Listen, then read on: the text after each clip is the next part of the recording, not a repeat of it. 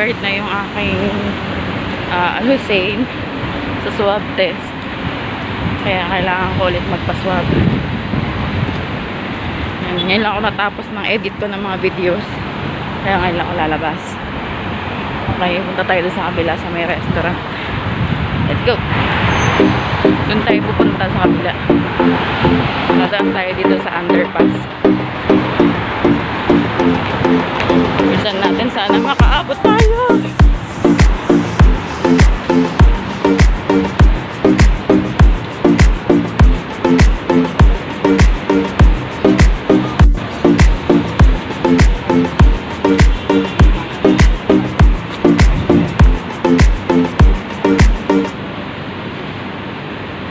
So check, makaabot tayo. Bilisan natin.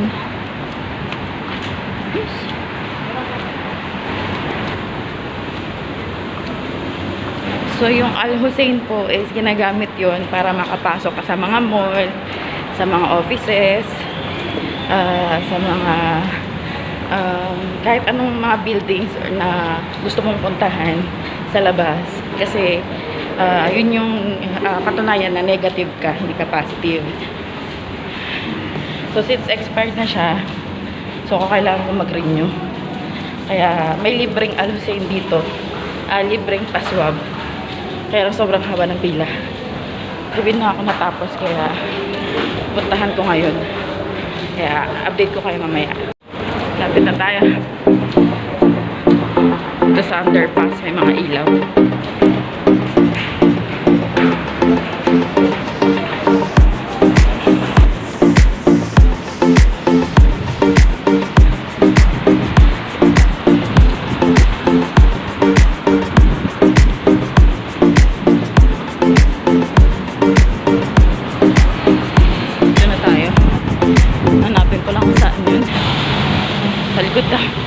Tayo sa likod.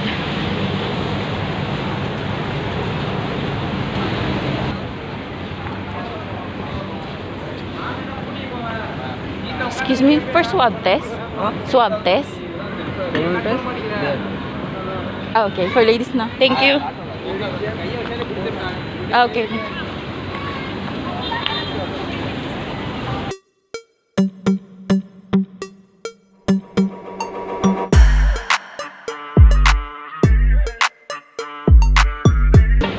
Po? PPCR ka? Opo. Doon, no? Ang pila sa may bus. Diretsuhin mo lang to. Sundin mo May mga iba tao. po yung pila. Wala po dito. Dito pa yung pagka may papel ka na, tsaka ka pumunta rito. Okay po. Thank you po. Sa may bus? Ayun yung bus, dyan sa gitna. Ah, Sa gitna dumaan. thank you po. So, pipila muna tayo. Okay. So, pila tayo. Wala siya masyadong tao, kaya okay lang. So, ayun. Yan sa gitna. Pila muna tayo dyan. Right. Wala masyadong tao. Good. Hindi siya masyadong mainit. Kaya okay lang. Mabilis lang tayo matatapos. Yan, pipila muna tayo. Konti lang naman yung pila, so okay lang. Konti lang yung pila. Kaya madali tayo matatapos. Dito sa may likod ng Ibrahimi Restaurant. Sa mga hindi pa nakakapag-swab, pwede kayo pumunta dito, pumila. And libre lang siya. Siyempre, ano nga Kailangan natin mag-antay. Nakapila. Sama mo yung van. Ay, nakatingin ako. Wag ka. So yun na nga. Tapos na tayong pumila. Ang bilis lang. Nakuha na natin agad-agad. Yan. Saktong-sakto yung pagpunta ko dito. Wala masyadong tao. Dapat pala ganitong oras ako pumunta. So ayun na nga. Yan. Pupunta tayo doon para sa swab. Okay? TikTok? No. Vlog.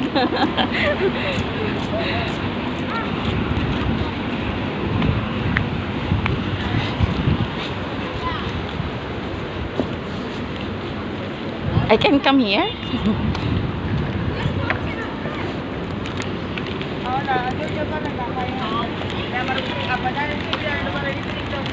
Is it okay if I catch you from the video? This is my vlog. Okay.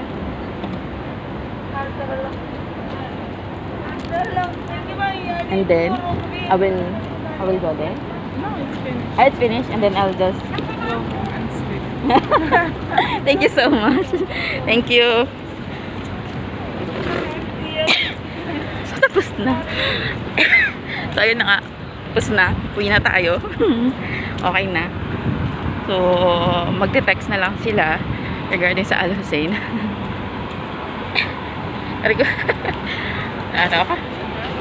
So, anyways, tapos na tayo. Pabalik na tayo sa bahay. O, itutuloy ko yung vlog ko sa bahay. Yan, kasi tapos na rin naman ako. So, see you at home.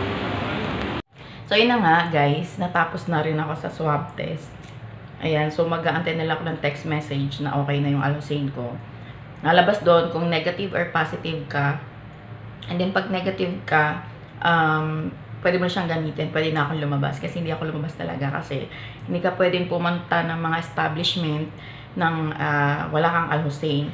Yung Al Hussein, it's like ID na nakalagay yung picture mo doon, tapos nakalagay doon na positive or negative ka.